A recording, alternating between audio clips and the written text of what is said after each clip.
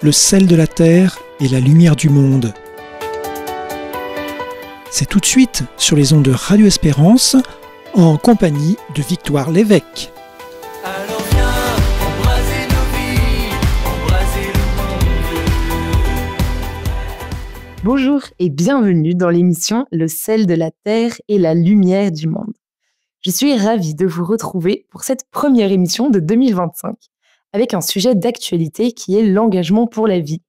Un sujet d'actualité parce que le week-end dernier, pour ceux qui s'en souviennent, a eu lieu la marche pour la vie. Et donc nous accueillons aujourd'hui Marie-Lise Pellissier qui nous fait la joie d'être avec nous. Bonjour Marie-Lise. Bonjour Dominique, merci pour votre invitation.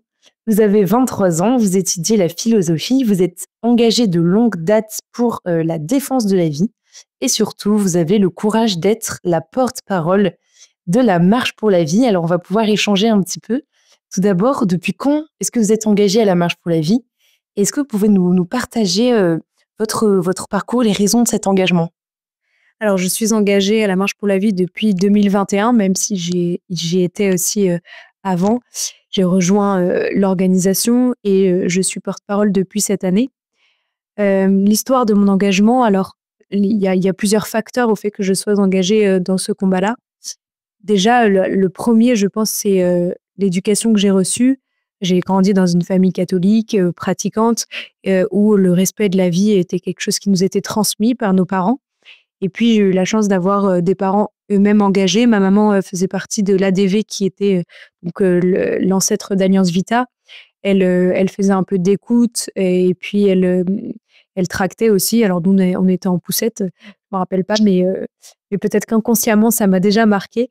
Elle tractait donc sur les questions de l'avortement et de la fin de vie. Mais plus personnellement, quel a été mon déclic pour m'y engager et puis pour vraiment y consacrer une grande partie de ma vie maintenant. Ça a été après une marche pour la vie. J'étais au lycée en première et je rentrais donc de la marche pour la vie et je me suis confrontée à ma classe sur le sujet de l'avortement. J'ai eu un débat très, très difficile avec la classe et ce débat et ces discussions, d'abord des discussions en groupe et ensuite qui ont mené des discussions plus personnelles, ce qui est très différent, cela m'a interpellée sur deux choses. La première, c'est que déjà, je ne comprenais pas qu'on puisse défendre avec autant de conviction ce qui semblait pour moi la plus grande injustice. La seconde, c'est que les filles qui étaient en face de moi, parce que c'était majoritairement des filles, étaient très blessées. En fait, en parlaient de manière très violente. On sentait que c'était un sujet tabou, un sujet sur lequel elles n'étaient pas du tout apaisées. Et donc, je voyais la souffrance. Et donc, je me suis dit, je veux m'engager sur cette cause-là pour dire la vérité, parce que je suis très attachée. Je pense qu'on leur ment, qu'on ment beaucoup aux femmes aujourd'hui qui avortent, et puis à la jeune génération aussi, en banalisant l'avortement. Et puis aussi pour délivrer aussi la souffrance, que les femmes puissent parler de leur souffrance et puis qu'on puisse sauver tous ces enfants à naître. Très bien. Et vous, quel est votre rôle en tant que porte-parole? Alors, mon rôle en tant que porte-parole, c'est de porter le message de la marche pour la vie, à savoir nous protégeons, nous défendons la vie humaine innocente de sa conception jusqu'à la mort naturelle. Donc, nous nous opposons à toute forme d'avortement et d'euthanasie, et puis tout ce qui en découle, la PMA, la GPA, puisque tout ça sont liés aussi, et puis la recherche sur l'embryon. Donc, mon rôle, c'est vraiment de porter ce message-là, de l'expliquer, de parler à ceux qui, alors à la fois à ceux qui portent notre combat aussi, de les motiver, de leur donner de l'espérance. Je pense que voilà, pour moi, c'est mon rôle principal de donner de l'espérance, puis de rappeler les bases et puis des solutions aussi. Les solutions concrètes que porte la marche, nous devons les porter à toute la société. Nous essayons nous aussi de les transmettre aux politiques parce que nous ne faisons pas que nous opposer à une réalité. Nous voulons apporter des solutions concrètes et des alternatives. Vous l'avez un peu dit, apporter des solutions, apporter de l'espérance, mais qu'est-ce que c'est pour vous s'engager en général? Alors s'engager, c'est une vaste question. Je pense qu'on s'engage avec toute sa personnalité, tout son être, toute son histoire. pour ma part, je ne fais pas de dissociation. C'est pas comme la vie professionnelle. On peut s'engager dans un travail, mais c'est pour ça d'ailleurs que j'ai hésité à en faire mon métier et aujourd'hui, je ne suis pas prête parce que pour moi, c'est mon engagement, c'est-à-dire que c'est là où je vais me donner gratuitement, c'est du bénévolat et c'est là où je vais pouvoir euh, donner sans compter, ça c'est sûr. On recherche pas forcément de la reconnaissance, de la gratitude, même si on apprend plein de choses en s'engageant, puisqu'on découvre plein de capacités, on apprend. Enfin, moi, je me suis retrouvée à avoir des responsabilités et j'ai appris des choses, par exemple en communication, en gestion de projet, pardon. Donc j'ai énormément appris. J'ai découvert des personnes incroyables aussi. S'engager, c'est pas tout seul. On s'engage avec des amis, à la suite de personnes qu'on admire. Et moi, ça a été aussi beaucoup de personnes que j'ai admirées, qui ont été des modèles, qui m'ont fait confiance, qui ont permis mon engagement. Donc voilà, je dirais que s'engager, c'est s'engager avec tout ce qu'on est et c'est donner ses talents. C'est la parabole des talents finalement. C'est de développer ses talents et de les mettre au service de la cause qu'on a choisie, au service du bien et de la vérité. Et pourquoi est-ce que vous avez choisi cette cause-là pro-vie? Alors, c'est vrai que je me suis déjà posé la question. Je me suis dit, il y a plein de causes en soi. Il y a des gens qui sont engagés pour les écoles, pour SOS Chrétien d'Orient. Il y a plein d'associations et c'est très beau. Et je ne discrédite aucune d'entre elles. Donc pourquoi j'ai choisi ce combat-là? Je pense qu'une des raisons, c'est que déjà, c'est un combat oublié. Et moi, j'ai été très touchée par ce combat-là. J'ai été rejointe au plus profond de moi-même. Il m'arrive de pleurer, de penser qu'il y a vraiment des enfants qui sont avortés. Et donc, je ne peux pas y rester indifférente. Et je pense que la passion, enfin voilà, cette émotion et ce que j'ai au fond, je peux en faire une force pour me battre. Et puis aussi, comme le disait Jean-Paul II et Jérôme Lejeune, le combat pour la défense de la vie, c'est un combat angulaire. Enfin, c'est la pierre angulaire. La vie, c'est le premier bien. Et si on ne respecte pas la vie du plus petit, de l'innocent, si on tue le bébé dans le ventre de sa mère, si on tue les personnes handicapées, les personnes vulnérables, en fait, c'est la fin de du respect de l'homme. Et donc, c'est par rapport à une vision chrétienne aussi de l'homme, c'est la fin de la dignité. C'est une attaque très violente et ça a des impacts sur toute la société. La violence que sont l'avortement et l'euthanasie développe une violence dans notre société. Donc je pense que voilà, pour moi c'est un combat crucial et Jean-Paul II disait que c'était le combat du XXIe siècle. Et donc c'est pour ça que vous continuez à vous engager malgré les difficultés aussi, parce que tout engagement, ça demande des sacrifices. Est-ce que c'est ces raisons-là qui vous poussent à toujours persévérer là-dedans? Oui, c'est toutes ces raisons et puis aussi ce qui me donne de l'énergie quand effectivement on perd encore sur des débats législatifs par exemple ou quand on nous adresse des insultes dans la rue. Enfin, eh bien, je pense aussi à toutes les femmes qui ont avorté et qui en souffrent terriblement. Et ça, c'est quelque chose qui me touche profondément quand je lis des témoignages et que je vois que ces femmes sont ravagées par le fait d'avoir été poussées parfois involontairement à avorter. Et je trouve ça profondément injuste, en fait. Je me dis, mais on leur a menti, on ne les a pas aidées, et aujourd'hui, elles subissent les conséquences de cet acte.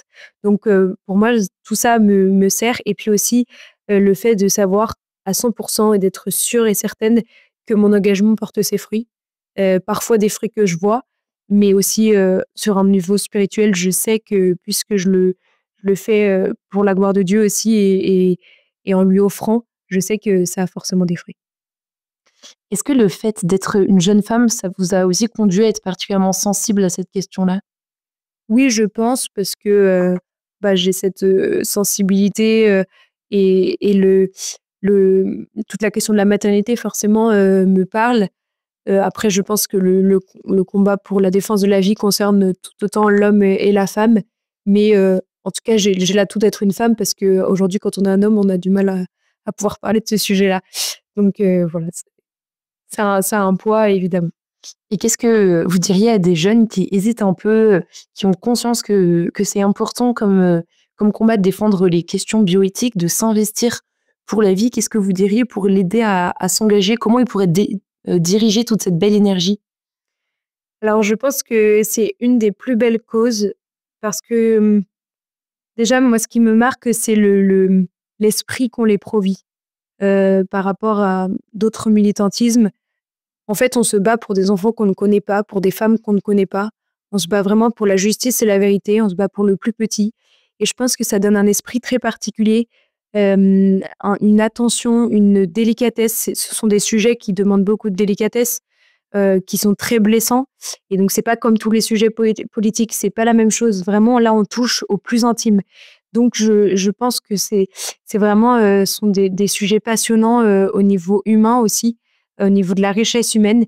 Et donc, il y a l'aspect, voilà, cet aspect de la communauté Provis qui donne très envie de s'engager, je trouve.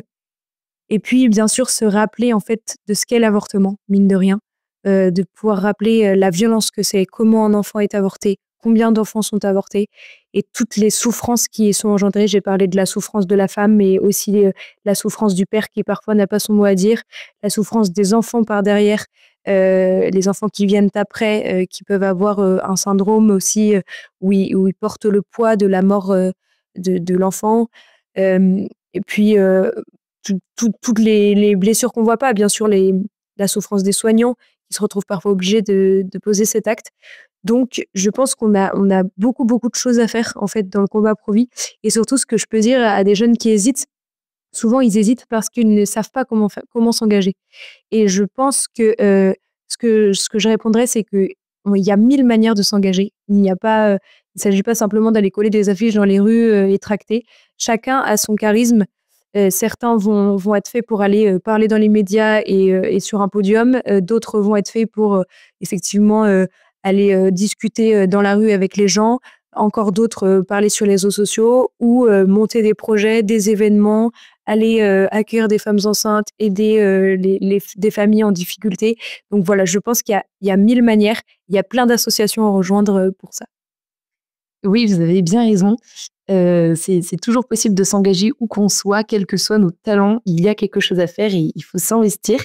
Est-ce que vous avez un texte à nous partager, quelque chose, des mots qui vous poussent dans votre engagement, qui vous soutiennent, qui vous remotivent?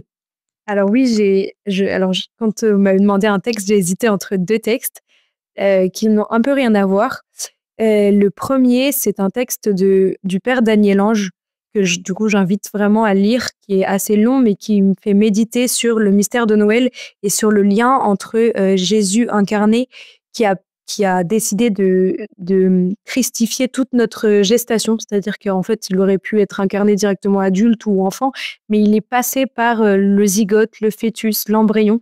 Et ça, pour moi, c'est quelque chose qui aussi me porte beaucoup dans mon combat, d'admirer la Vierge enceinte et de méditer sur cette gestation du Christ. Et donc de pouvoir voir en chaque enfant à naître le Christ, parce que Jérôme Lejeune avait fait de sa devise tout ce que vous ferez au plus petit d'entre les miens, c'est à moi que vous le faites. Mais j'ai choisi un autre texte qui me parle plus dans ma personnalité et de par aussi les responsabilités que j'ai. Et donc je vais vous le lire, c'est comme si c'était Dieu qui me parlait. Sois un exemple. Je ne te demande pas de crier que les autres ont tort ou que tu as raison. Je ne te demande pas de te rebeller ni de te résigner. Je te demande d'agir. Je te demande de servir, de poursuivre ton chemin, l'esprit ouvert et joyeux. Je te demande de vivre de telle sorte que ta présence soit une joie pour les autres, que tes paroles soient un réconfort, que ta volonté rassure ceux qui doutent, que tes efforts leur donnent envie d'avancer, que ton amitié soit espérée d'eux. Je te demande de vivre de telle sorte que les autres aient envie de te suivre. Sois un exemple de service et d'humilité, un exemple de partage et de joie, un exemple d'amour et de paix. Il y a tant de gens qui t'attendent. Sois un exemple et tu verras, sans rien abandonner, sans crier, sans rien casser, en servant, tu auras fait un bon chemin et tu auras gagné en simplicité. Ce sont des très beaux mots que vous nous partagez là. Merci beaucoup Marie-Lise, merci aussi de nous avoir parlé de vous, de votre témoignage et puis de nous avoir expliqué le combat pro-vie, tous les enjeux qui est derrière. Et puis nous nous retrouverons le mois prochain dans un prochain épisode de l'émission Le sel de la terre et la lumière du monde. Merci à tous.